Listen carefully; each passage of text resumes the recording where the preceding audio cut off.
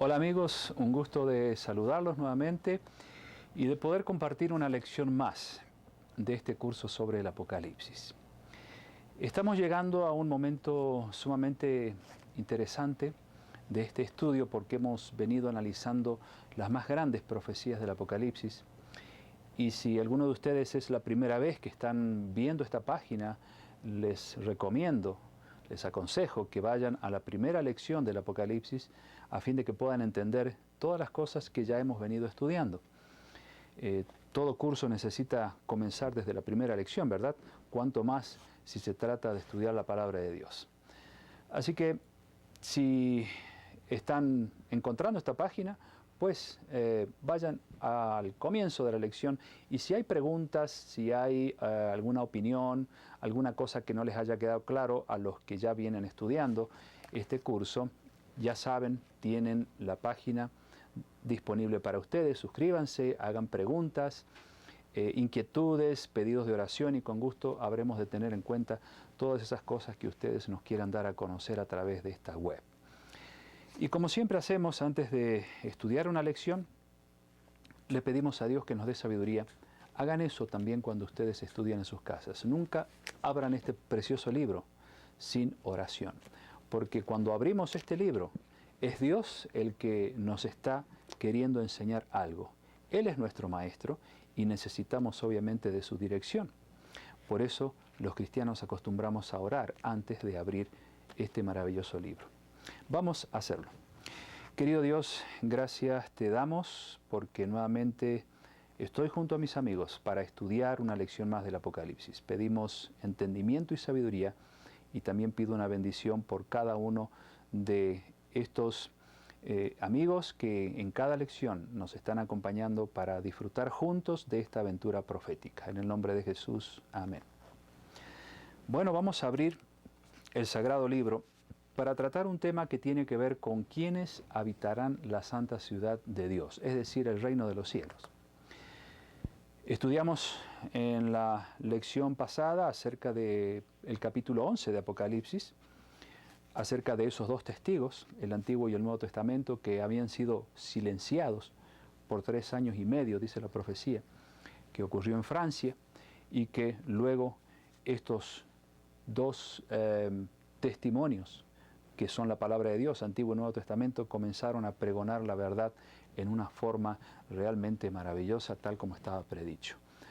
Nadie puede ir en contra de la palabra de Dios, nadie puede destruirla, nadie puede aniquilar este libro sagrado. Hubo muchos intentos, pero Dios siempre lo protegió, cumpliendo así una profecía que está en Isaías. Si ustedes leen Isaías capítulo 40, versículo 8, allí dice, sécase la hierba, marchítase la flor, pero la palabra del Dios nuestro permanece para siempre.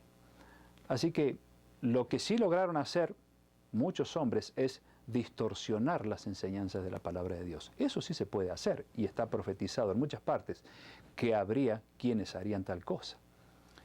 Pero de ahí en más, destruirlo para que desaparezca del planeta, imposible.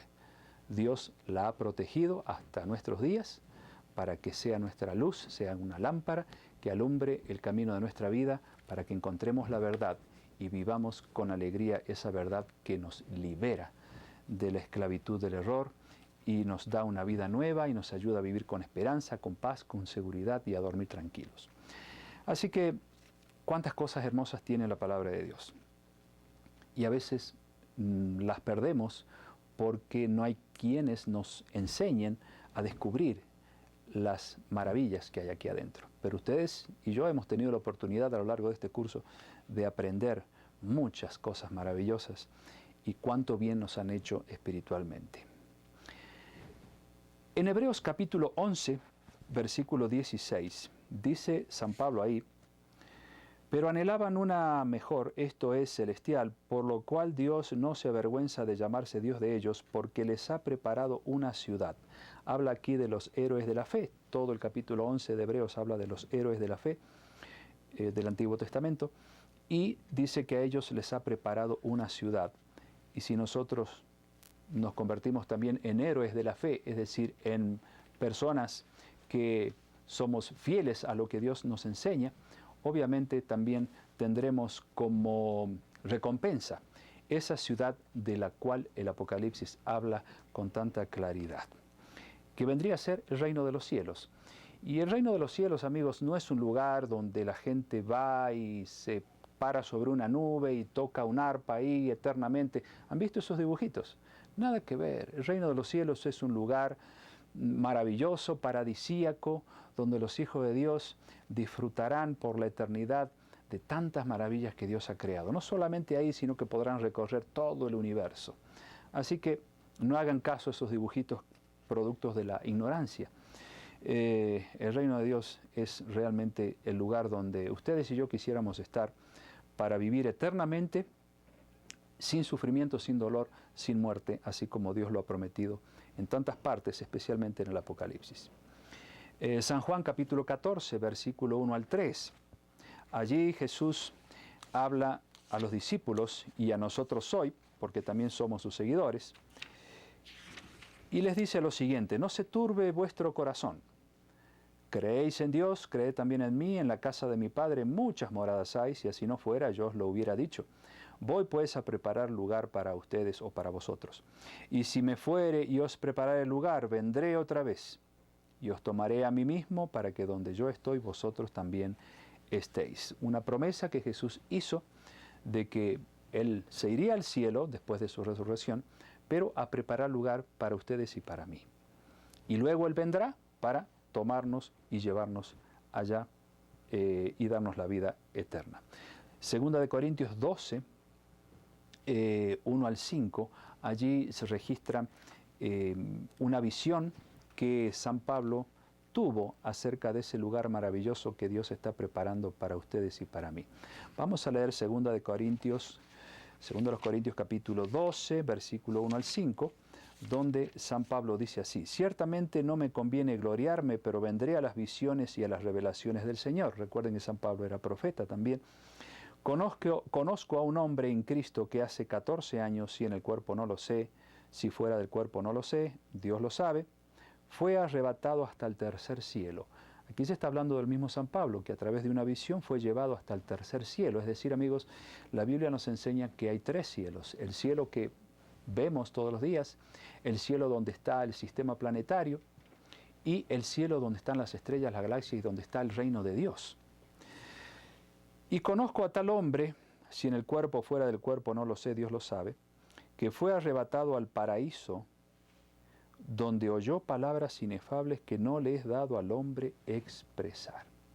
O sea que San Pablo como profeta tuvo el privilegio de poder ver el paraíso de Dios, donde vio cosas tan maravillosas que no puede el hombre expresar. Es lo que dice también allí en 1 Corintios 2:9, está cerquita, si ustedes me acompañan un poquito más atrás. 1 Corintios capítulo 2, versículo 9, San Pablo dijo: antes bien, como está escrito, cosas que ojo no vio, ni oído oyó, ni han subido en corazón de hombre, son las que Dios ha preparado para, ¿quiénes?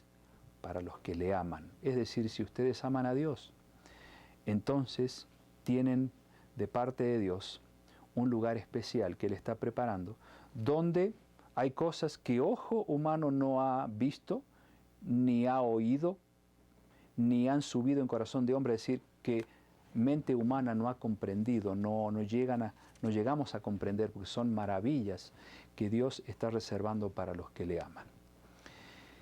Es interesante, hay muchos más detalles acerca del reino de Dios, vamos a solo ver algunos.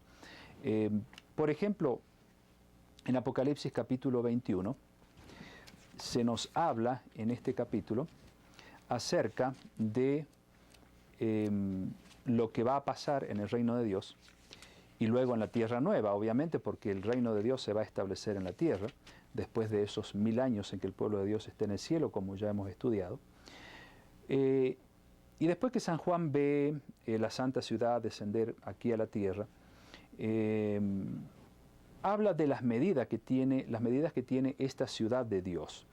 El versículo 16 del capítulo 21 dice: la ciudad se halla establecida en cuadro, su longitud es igual a su anchura, y él midió la ciudad con la caña, 12.000 estadios, la longitud, la altura, la anchura, son iguales. Y pueden leer muchos más detalles acerca de la ciudad de Dios, pero me detengo ahí para que ustedes puedan tener una idea de las dimensiones que tiene la ciudad de Dios.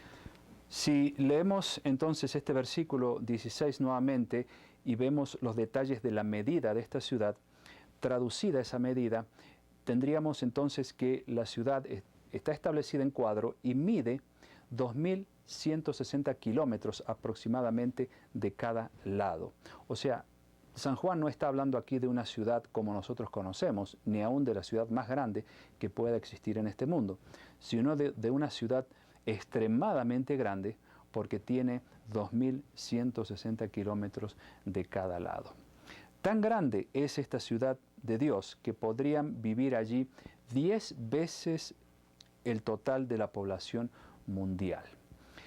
Así que hay lugar suficiente para no solo los que asciendan al cielo en ocasión de la segunda venida de Cristo, sino para todos los que resuciten de todas las épocas porque han merecido la salvación. Allí estarán en esa gran ciudad donde también hay montañas, valles, lagos, maravillas, porque es un paraíso y tiene una estructura muy diferente a lo que nosotros hoy conocemos como ciudad. Bueno, esa es la nueva Jerusalén que descenderá después del milenio a esta tierra y se producirá por fin la tercera venida de Cristo, la última, cuando se establece su reino aquí. Vamos a ver ahora quiénes no podrán entrar a este lugar. En el versículo 27 del capítulo mismo 21 que hemos leído, el versículo 27 dice: no entrará en ella ninguna cosa inmunda o que hace abominación y mentira, sino solamente los que están inscritos en el libro de la vida del Cordero. Es interesante el detalle que nos presenta San Juan aquí.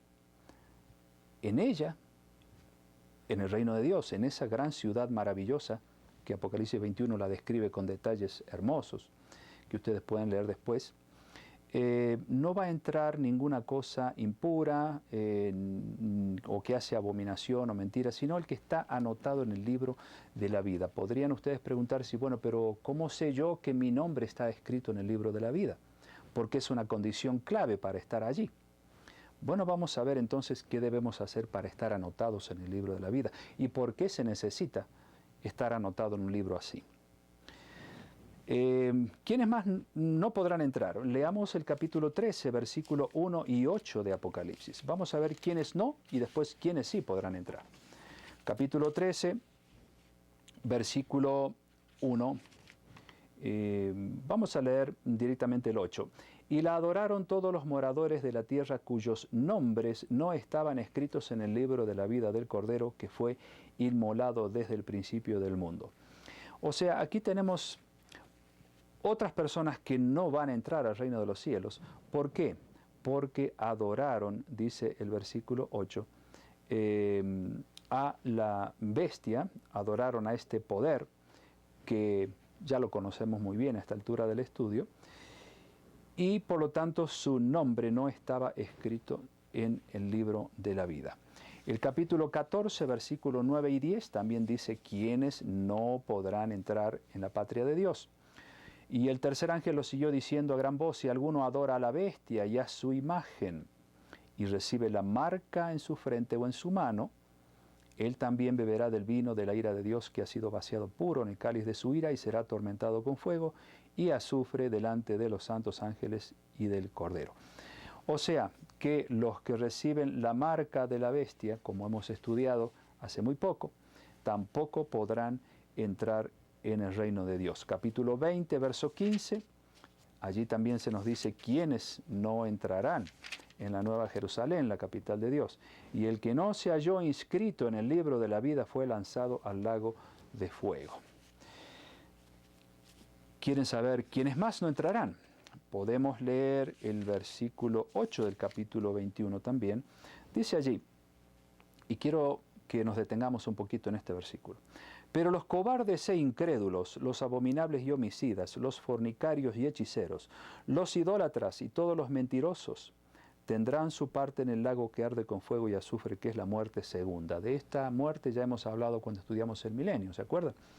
Entonces dice que los cobardes, incrédulos, abominables, homicidas, aquí en esta lista de pecadores no arrepentidos, fíjense qué notable que Dios le dice a San Juan que ponga primero en la lista no a los hechiceros, no a los idólatras, no a los fornicarios y a los homicidas, sino a los cobardes.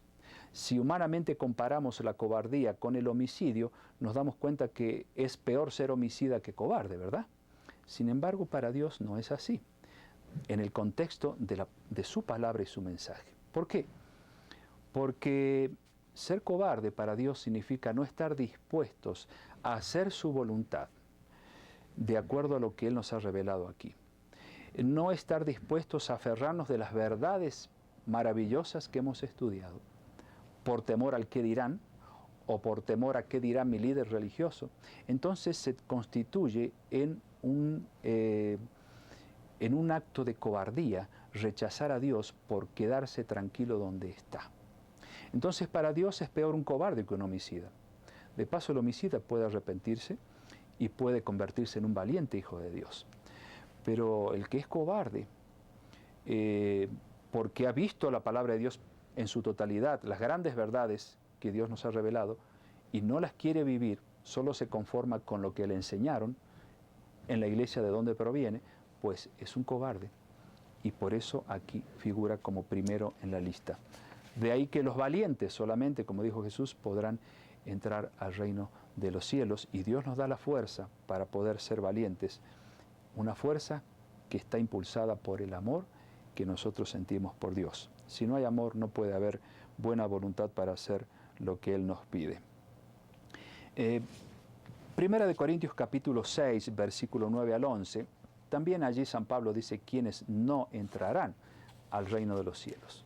Y después de este versículo a ir a los que sí entrarán y cuáles son las condiciones que Dios nos pide para entrar a esa hermosa ciudad. 1 Corintios 6, 9 al 11, San Pablo dice ahí lo siguiente: ¿no sabéis que los injustos no heredarán el reino de Dios? No erréis, ni los fornicarios, ni los idólatras, ni los adúlteros, ni los afeminados, ni los que se echan con varones, ni los ladrones, ni los avaros, ni los borrachos, ni los maledicientes, ni los estafadores heredarán el reino de Dios. Aquí otra lista de pecados de los cuales, si el ser humano no se arrepiente, pues no podrá heredar el reino de los cielos. Pero es lindo lo que dice el versículo 11. Y esto erais algunos, mas ya habéis sido lavados, ya habéis sido santificados, ya habéis sido justificados o perdonados en el nombre del Señor Jesús y por el Espíritu de nuestro Dios. O sea, si hubo gente que practicaba esos pecados, no quiere decir que no hay esperanza, porque San Pablo dice, algunos de ustedes andaban en esos caminos, pero ahora ya son nuevas criaturas, ya son transformados por el poder de Dios y ya no andan practicando esas cosas. Por lo tanto, esa gente son las que merecen el reino de los cielos. ¿Quiénes sí podrán entrar? Vamos a Apocalipsis 22, verso 14. Ahora vamos al lado lindo de esta historia. 22, 14. Bienaventurados los que lavan sus ropas para tener derecho al árbol de la vida y para entrar por las puertas en la ciudad. De paso, en esta gran ciudad de Dios está el árbol de la vida. Ustedes pueden leer acerca de este árbol de la vida ahí en los primeros versículos del capítulo 22. Y dice que los que lavan sus ropas. ¿Qué quiere decir los que lavan sus ropas? Bueno, simbólicamente representa los que se han arrepentido y entonces han permitido que Dios lave sus conciencias, sus corazones de todas esas prácticas pecaminosas que los estaban atando a este mundo. Eso quiere decir el lavado, el perdón de Cristo. La sangre de Cristo nos lava, nos limpia. En ese sentido, San Juan está hablando aquí. ¿Quién es más? Bueno, en el capítulo 15 de Apocalipsis, versículos 2 al 4, dice, vi también como un mar de vidrio mezclado con fuego, y a los que habían alcanzado la victoria sobre la bestia y su imagen, de lo cual ya hemos estudiado, y su marca y el número de su nombre, ¿Dónde estaba esta gente que había alcanzado la victoria sobre este poder? Estaban en pie sobre el mar de vidrio con las arpas de Dios y cantan el cántico de Moisés, siervo de Dios, y el cántico del Cordero diciendo: grandes y maravillosas son tus obras, Señor Dios Todopoderoso, justos y verdaderos son todos tus caminos, Rey de los santos. O sea que los salvados, los redimidos, cantarán un cántico de alabanza a Dios al haber llegado a esa patria celestial a la cual Jesús nos quiere llevar. ¿Qué otros requisitos presenta la palabra de Dios necesitamos reunir para entrar a la patria celestial? San Juan capítulo 3, versículo 3 y 5. Jesús dijo algo ahí que yo mencioné en la lección anterior al final y que ahora les va a poder ayudar a ampliar un poquito más esos conceptos. Capítulo 3 de San Juan, versículo 3 y 5. Respondió Jesús y le dijo, aquí está hablando con un principal entre los judíos, un sacerdote de aquel tiempo, y le dijo Jesús a Nicodemo: de cierto te digo que el que no naciere de nuevo no puede ver el reino de Dios. Y el versículo 5 dice: de cierto te digo que el que no naciere de agua y del Espíritu no puede entrar en el reino de Dios. Aquí menciona nacer del agua y del Espíritu. ¿Qué es nacer del agua y del Espíritu? Precisamente nacer a través del bautismo. El bautismo es una ceremonia que seguramente más de uno de ustedes habrá visto. No el bautismo de aspersión, la Biblia nunca habla de ese bautismo. El bautismo de aspersión y de bebitos es una doctrina humana que no tiene nada que ver con la enseñanza de Jesús sobre el bautismo. El bautismo es para personas que son conscientes de que son pecadores, saben que hay un Dios, saben lo que es arrepentimiento. Es decir, el bautismo es para personas que están en condiciones de entender, pero no un bebé que no sabe nada. Bueno, esa es una de las tantas doctrinas que la Iglesia de Roma enseña, pero que va en contra de lo que la palabra de Dios dice. Leímos al final de la lección anterior, Marcos 16, donde dice allí que debemos creer, no solamente creer, sino también ser bautizados. El que creyere será bautizado y el que no será condenado. O sea, la creencia debe ir acompañada de un compromiso con Dios, un compromiso como un testimonio público que es precisamente la ceremonia bautismal, donde la persona es sepultada. Es decir, bautizar quiere decir sumergir. Eso quiere decir bautizar, viene del griego baptizo, que quiere decir sepultar o sumergir. Y cuando sale del agua, o sea, al ser entrada en el agua, sumergida en el agua la persona, representa la muerte de Cristo, y al ser levantada representa la resurrección. Y debemos por lo menos una vez en la vida pasar por esa experiencia espiritual que representa el casamiento espiritual con Cristo, el bautismo. Por eso aquí San Juan registra este hecho donde aquel Nicodemo, que si bien era principal entre los judíos, era un maestro, no había experimentado el nuevo nacimiento, y Jesús le dice: ¿sabes qué? Tienes que bautizarte, tienes que ser sumergido para sepultar tu vida de pecado en forma simbólica y vivir una vida nueva. Es lo que dice Romanos capítulo 6. Si ustedes me acompañan en Romanos capítulo 6, allí está lo que yo en resumen dije acerca del significado del bautismo. Romanos 6 dice en el versículo 5, porque si fuimos plantados juntamente con Él en la semejanza de su muerte, plantados o sepultados o bautizados, es lo mismo, así también lo seremos en la de su resurrección. Sabiendo esto, que nuestro viejo hombre fue crucificado juntamente con Él, con Cristo, para que el cuerpo del pecado sea destruido, a fin de que no sirvamos más al pecado. Porque el que ha muerto, es decir, el que ha sido bautizado, ha sido justificado o perdonado del pecado.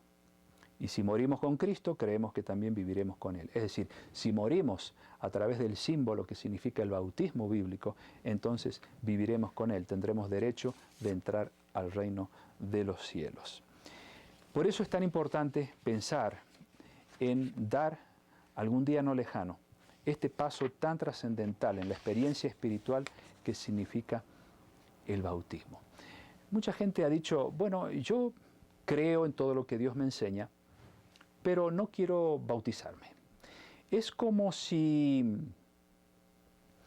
el novio le dice a su novia, yo te amo pero muchísimo. Y la novia le dice, pues entonces casémonos. Ah, no, dice él, no quiero compromiso. Solamente vamos a vivir así, ¿no es cierto? Pero yo compromiso no quiero. Fíjense qué podría decir la chica, que está tan enamorada como él. Pero ¿cómo? Si tú me amas, ¿por qué no quieres comprometerte conmigo? Saben, el bautismo es lo mismo. Si yo digo, amo a Dios, amo a Jesús, pero digo, hasta ahí nomás llego, solo lo amo, pero no quiero compromiso con Él, no quiero bautismo, entonces Dios me está diciendo, pues entonces me estás amando de la boca para afuera, pero no hacia adentro, no me amas con tu corazón, porque tú no quieres compromiso conmigo. Hechos 22, 16, para ir terminando este tema acerca de cuáles son las condiciones que debemos reunir para entrar en la patria celestial que describe el Apocalipsis. Dice allí en el libro de Hechos, capítulo 22, versículo 16, lo siguiente. Vamos a este libro de Hechos de los Apóstoles 22, 16. Ahí dice lo siguiente. Ahora pues, ¿por qué te detienes? Levántate y bautízate y lava tus pecados invocando su nombre. Aquí se le hace una invitación a Saulo de Tarso, convertido luego en San Pablo, a que dé el paso del bautismo. Ahora tú te arrepentiste, eres una persona nueva, pues comprométete con Dios, cásate con Jesús en forma simbólica a través del bautismo. Y yo creo que Dios hoy nos podría también preguntar, ¿por qué te detienes? Levántate, bautízate y lava tus pecados. En otras palabras, haz lo que Dios te pide para que tu nombre sea registrado en el registro civil del cielo. Por eso Dios tiene un libro de la vida en el cielo, donde se registran los nombres de aquellos que han nacido de nuevo, aquellos que le han entregado su corazón a Jesús y han sido bautizados. Allí en el registro civil del cielo, a Dios no se le escapa ningún detalle. Si ustedes y yo nos hemos arrepentido de corazón y damos el paso del bautismo, pues nuestro nombre estará allá. Y el Apocalipsis dice que aquellos que tengan sus nombres inscritos en el libro de la vida, en el cielo, entrarán en la patria celestial. Amigos, hay mucho más para hablar acerca de este hermoso tema, pero estas son las condiciones que Dios establece. No son condiciones para atarnos hacia una creencia o hacia una religión, sino para hacernos libres, viviendo y practicando las enseñanzas maravillosas que hay en este libro. Es eso lo que nos trae libertad, nos trae gozo y alegría al corazón.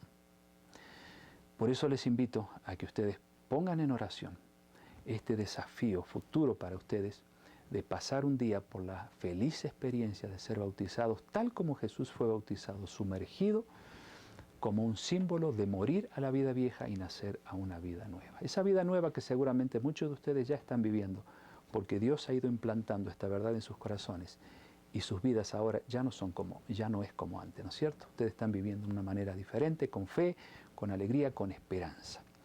Vamos a terminar con una oración para despedirnos hasta el próximo tema. Gracias, Señor, por habernos acompañado en el análisis de este maravilloso tema y gracias porque podemos encontrar en tu palabra tantas invitaciones a vivir una vida diferente con la ayuda del poder de tu Santo Espíritu obrando en nuestras vidas. Bendice a mis amigos y aquellos que todavía no han dado este paso maravilloso del bautismo, pon en ellos el deseo de comprometerse con Cristo para que sus nombres también estén en el libro de la vida y cuando tú vengas los puedas reclamar como tuyos. Bendice a todos los que siguen este curso en el nombre de Jesús. Amén.